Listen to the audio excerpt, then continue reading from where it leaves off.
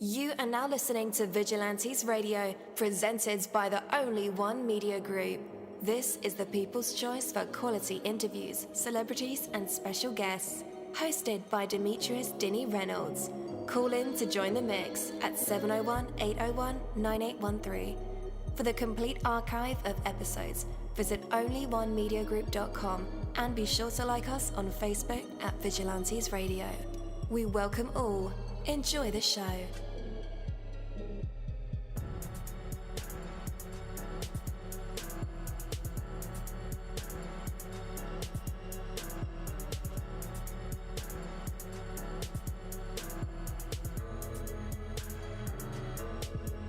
Ladies and gentlemen, please welcome your host, Demetrius Houdini Black Reynolds.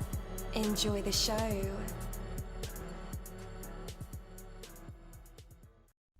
At dollarseed.com, all of our seeds are only $1 a pack. And we have online resources that teach you all about the rewarding hobby of growing your own plants, flowers, herbs, and vegetables. Imagine the joy you'll feel when your children actually help you harvest your first garden crop, or the pride of knowing you'll never need a florist again. Visit dollarseed.com and grow a little magic of your own for just $1.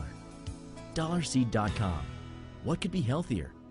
Hello, hello, hello. What is going on, guys? Welcome to another incredible episode of Vigilantes Radio Live right here on iHeartRadio. And I'm your host, Deanie. We have a very special guest for you guys, so you definitely want to stick around for that. And as a matter of fact, text your buddies, family members, or even share it on social media right now and let them know that we are about to dive deep into another interview. Before I bring my guest on, I do want to say, I do want to talk about what needs to be done. Do what needs to be done. Just as simple as that. Don't waste your time with excuses. Don't settle for the easy way out. Don't worry about getting it perfect. Just give it your best and get it done. There is no deep, dark, hidden secret to success. The way to success is perfectly clear and easy to see. Success comes from doing what needs to be done when it needs to be done, and the process cannot be cut short. So be, wary of those promising shortcuts. There's nothing mysterious or mystical, so don't let yourself be taken in by self-proclaimed gurus about some quick and easy scheme to get rich or become successful. The work is hard, and you just got to get in and do it. It doesn't matter if it's perfect, just make an effort. You can get better as time goes on, as you keep doing it, You know what it takes to succeed. You've experienced it for yourself. You've seen it in others. The formula is reasonable and straightforward, and it is there for you to use. When you see a problem, put in the effort to solve it. When you see a need, do what is necessary to fill it. When there is work to be done, jump in and do it. Success will never be handed to you. And it's always available to you. And right now is a great time to make it yours by doing what needs to be done. Take that from me, Coach Deanie. That is my word, and word is bond.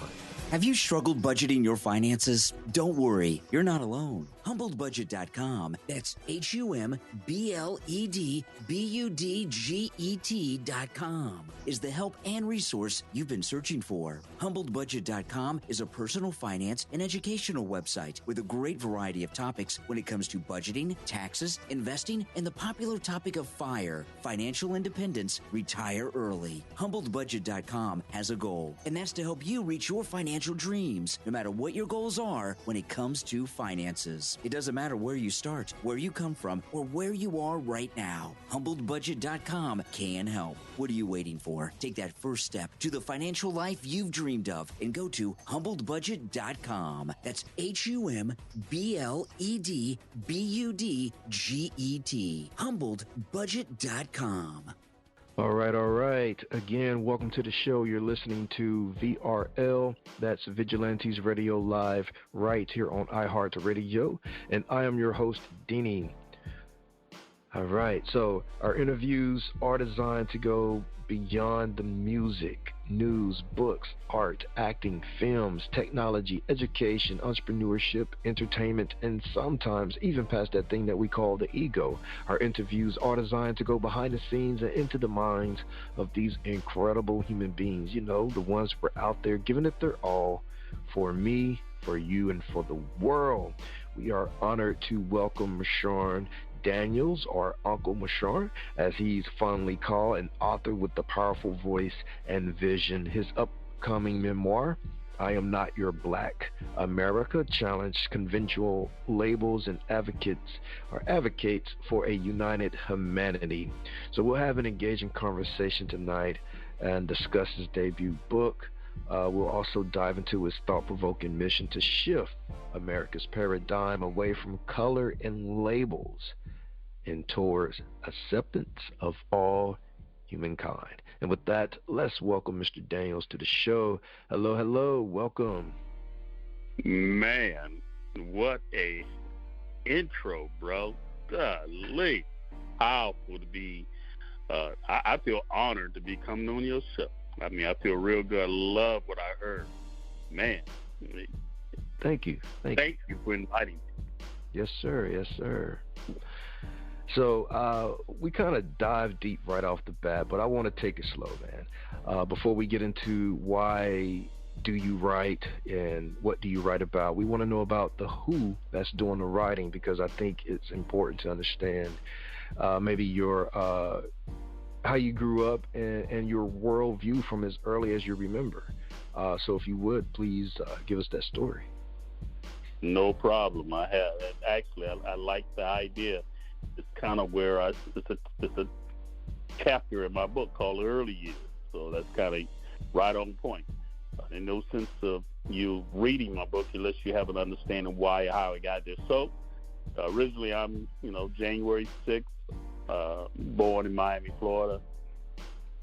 Born to a mother and a father who didn't want me, but a mother who decided to have me and gave me this this name meshorn, which is my father's middle name, to try to keep my father around, but it didn't do no good. It seemed like he had other plans. So just me and my mother initially.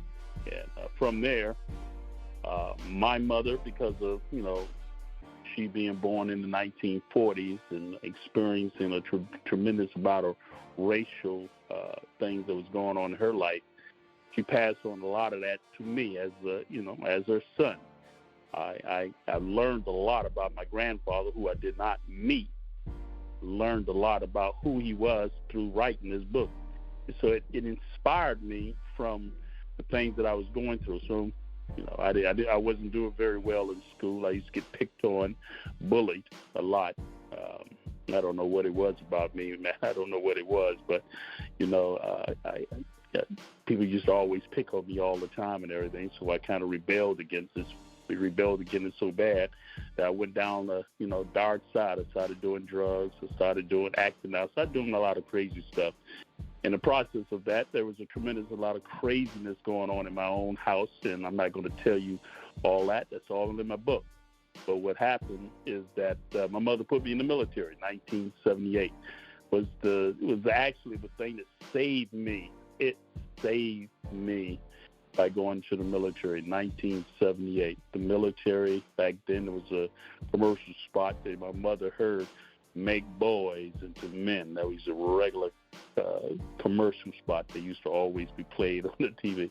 The military, make boys into men. And so my mother thought it was a good idea to help me to develop, and that's she put me in the military. I initially went in as a cook.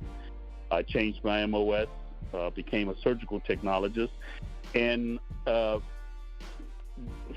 bottom line is I had a lot of issues in trying to overcome the racial environment that I was born into. You're born into something, but you really don't know. You really don't know what you're born into when you're just a child born into something. But you knew that you're into something, and that's what led me down the road when I became a surgical technologist and getting into a dominant European environment.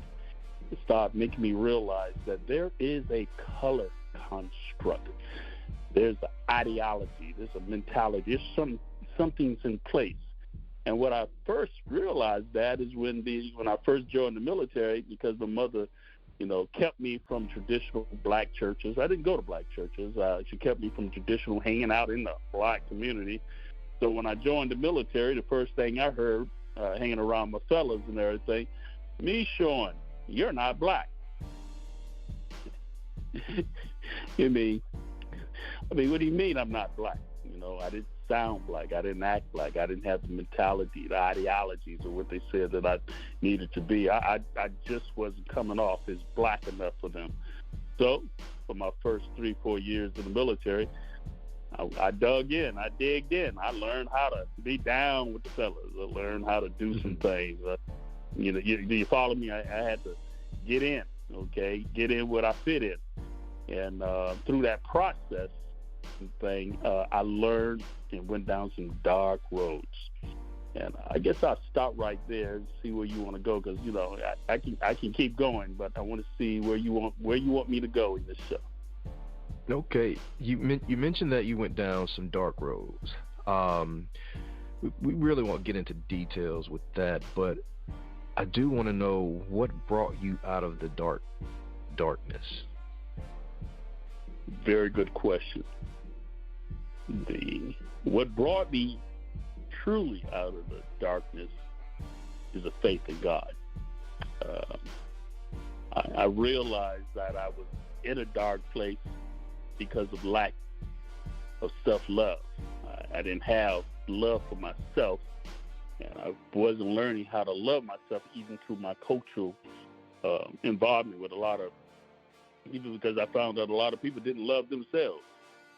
Or they wanted to take me down roads, or they wanted to give me their ball and chain, and they wanted me to accept it. So I will immediately say the thing that began me coming out of that dark place is when I realized that I had a God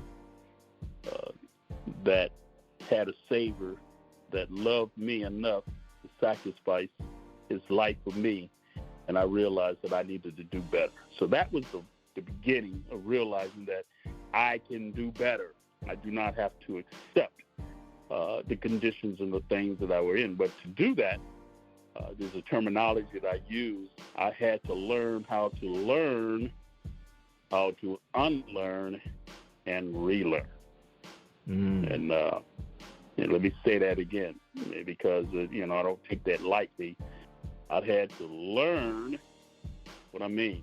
I had to learn the things that I realized that what I was brought into, what I was taught, things that I was first thought that was the truth, things that I thought mattered. I had to learn how to unlearn the things that wasn't working, things that I had been taught and said they were working, the things that I believed about my religion, things that I was taught about my demographics, the things that I thought about America. I mean, just go on and on. All the things that I originally, carried as the truth, I had to drop that stuff off, and I had to unlearn. And then I had to relearn. Relearn, the military teaches you that you relearn by trial and error, wisdom. When you gain some wisdom on failure, you don't need someone to tell you about something that doesn't work when you have found out that what does work for yourself. And so you start learning how to relearn away from things that everybody else telling you work, but you realize, no, that don't work. No, this is what's working. And I started putting those things into practice. And man, what a blessing was that that led me into writing my book. Absolutely. So speaking of that, what inspired you to take on the monumental task of debunking these labels, and what life lessons have this journey taught you? Well, the immediate thing that helped me to get there is, first I have to give props to learning about my grandfather. I learned that my grandfather had married my grandmother because of the color of her skin, and it wasn't about love.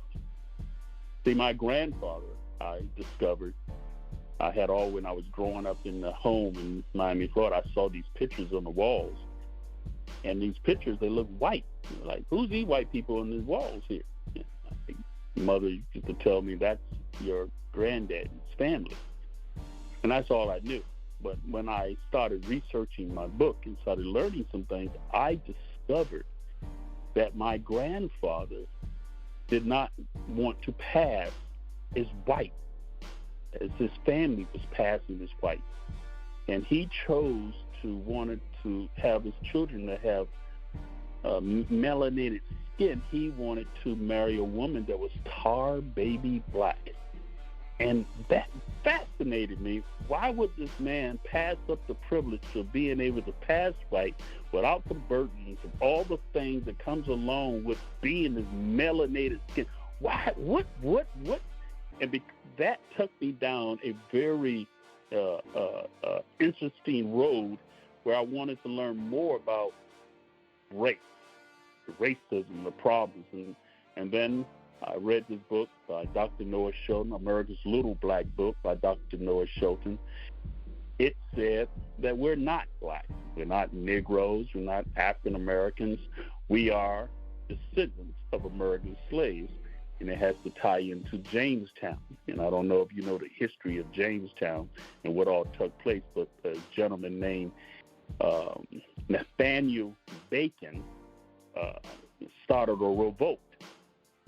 And through that revolt, they killed a tremendous amount of the privileged class people. It was a double territory where it was the Britons and American early in 1619, 1600. Well, a lot of us is not taught this history. This is before 1776.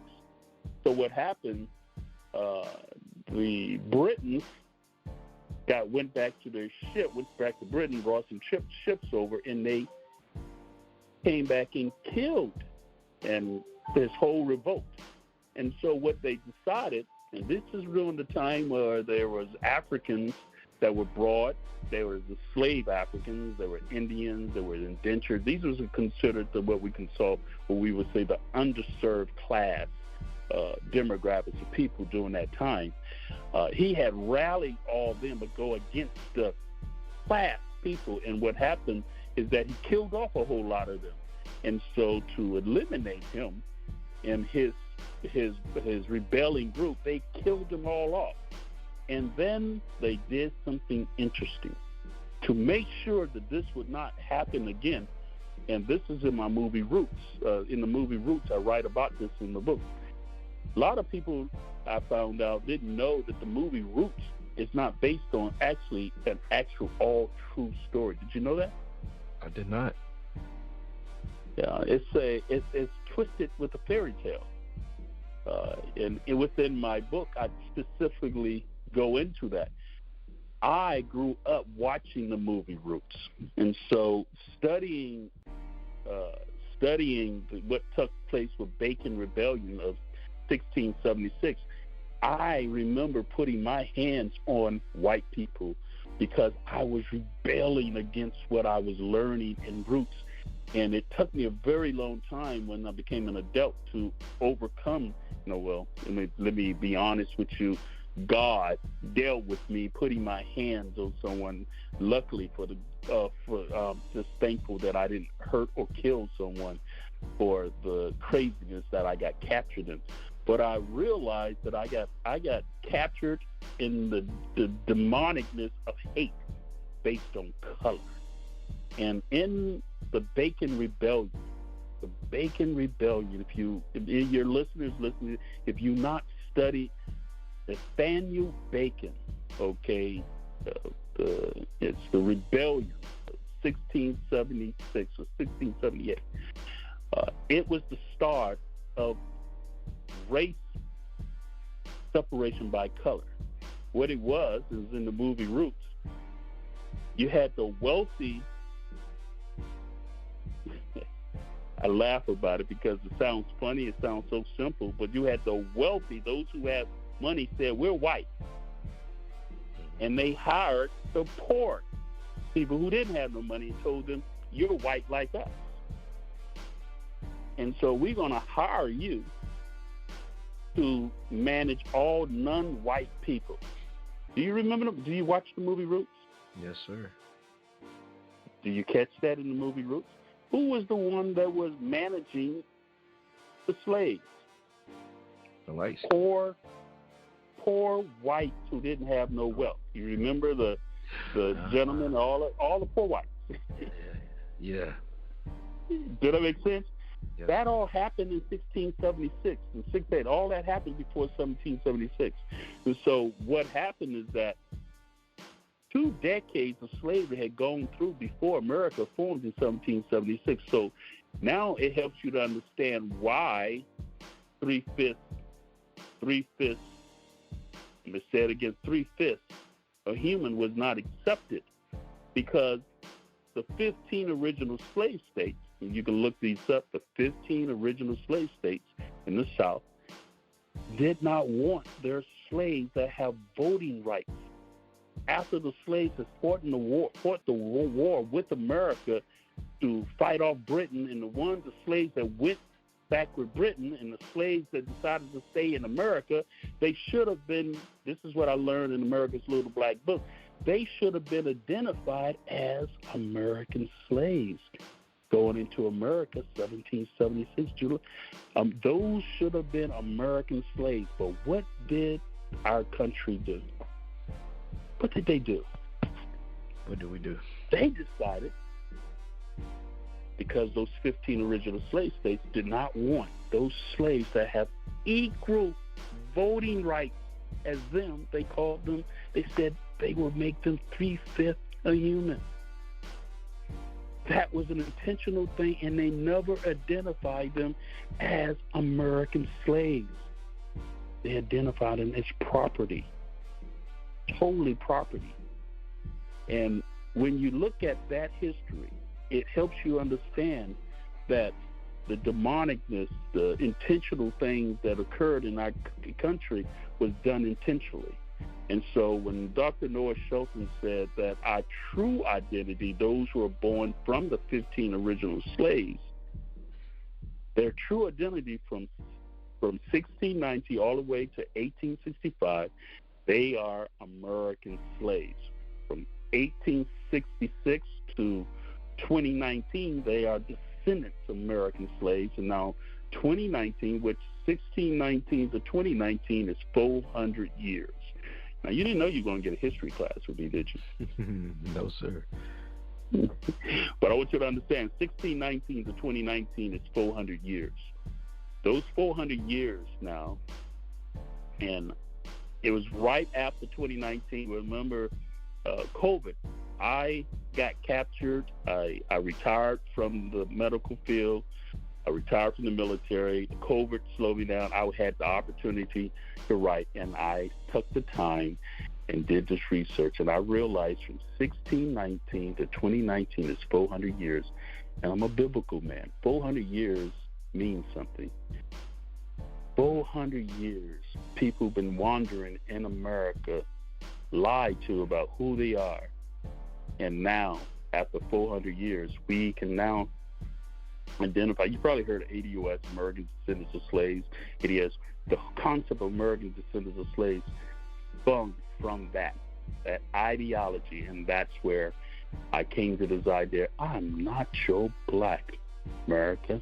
I'm so much more. Wow. That was my next question, because that title is quite striking. For sure. Yes. All so right. you haven't, I take that you haven't read my book, or you haven't researched or looked into it yet. I haven't read the book, no. Okay. The reason I asked that question is because if you had started reading, you would have picked up something immediately. James Baldwin first initially wrote a book called I'm Not Your Negro. Did you know that? I did not. Yeah. So James Baldwin is a very known author, and the person civil rights leader back in his days and everything. When I wouldn't say a civil rights leader, but he was a leader back in his day, and he was an author. And one of the things that he did, he wrote this book, and the title of that book is I'm Not Your Negro. But when you go and research him and listen to his audio and the videos, you realize that he was saying something that he couldn't just come out and say it, but he was saying something. He was literally saying that I'm not your N, but he said I'm not your Negro. So when I read that and I understood what he was saying and I was going through what I was going through, I didn't know exactly what my title was in my book was going to be. I'll be honest with you. It was after I was going through and reading that I said, oh, yes, I'm gonna fulfill what he was not able to fulfill. And I said, I'm not your black America, which is a reflection of him saying, I'm not your Negro, which is a metaphor for saying the N-word. Yes, sir. Does that make sense? It makes sense. Where can people pick up a copy of the book? Sterling, you can pick up a copy of my book on Barnes & Noble, and also order it through Walmart. Walmart and Barnes & Noble currently through ordering it through barnesandnoble.com and walmart.com. And you can, my book comes hardcover currently right now. I do have a audio, and I do have Kindle, but with my new publisher, they decided to hold up and all that. But we definitely do have Kindle, and we also have an audio, but those will be coming later. All right. I'm an audio book person because I'm always on the go. You are? Yeah. Oh, yeah. Well, I got a lot of people. I actually, just so you know this, is that I self-published initially. And what happened is that through an interview just like this, a person I didn't know who they were on the other end, at the end of the interview, they decided that, Meshorn, I'm a publisher, and I need to have you part of mine. Kind of blew me away. I feel honored. Be honest with you. If I can honestly tell you, it feels honored to have someone to have read your book and understand where you're coming from, and then ask, can I have you part of my team? I need your book. And so I publisher picked me up, and right now I'm in the hands of a publisher now. So life's a little easy for me. I'm still trying to see how that's going, but I have to admit I'm excited. Just like anything, you get a product. It's kind of like, you on the airways and everything. You like seeing someone appreciating what you're doing and everything, and that's how I feel right now. I feel appreciated that someone actually decided to, take my book under their wing and take responsibility for it and helping me put it out there. Absolutely. Well, I can't wait to dive into the audio book, and we are rooting for you, Mr. Daniels. One more time, where can people connect with you online, and where can they get the book? Well, one of my biggest things is that my name is, I'm the only Meshorn, Meshorn T. Daniels. We spell my name correctly, Meshorn T. Daniels, Meshorn. You can visit my website, uncle-meshorn.com. And again, you could order my book on barnesandnoble.com and walmart.com. And you can get a hard copy. All right. Thank you so much. We were truly honored to have you here with us tonight. Wow, has time gotten away from us? Man, I didn't feel like we just got started. All right, you consider it done.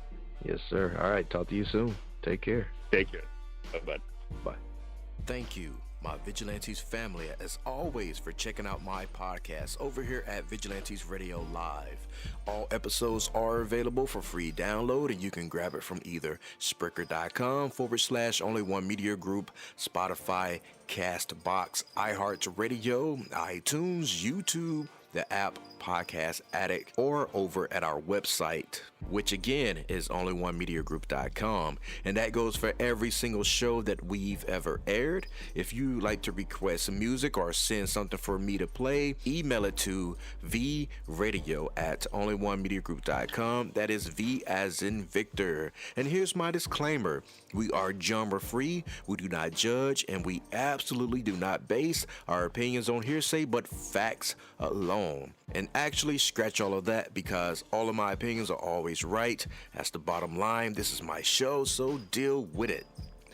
Just kidding. On behalf of myself, Denny, I appreciate all you guys for tuning in, either afterwards or live with us. Spread the word, because sharing is caring. We stepped up our game just for you guys and our guests to make sure that you have the best experience here on our show.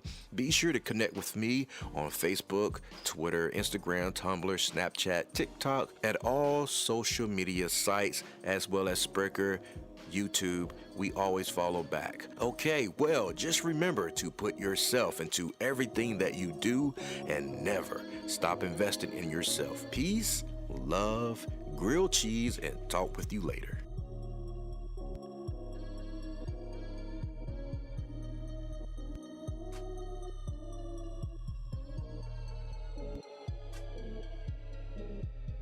You are now listening to Vigilantes Radio, the people's choice for quality interviews, art, music, and hot topics. Hosted by Demetrius Houdini Black Reynolds of the duo No Longer the Hero. All episodes of this podcast are available for free download at www.onlyonemediagroup.com.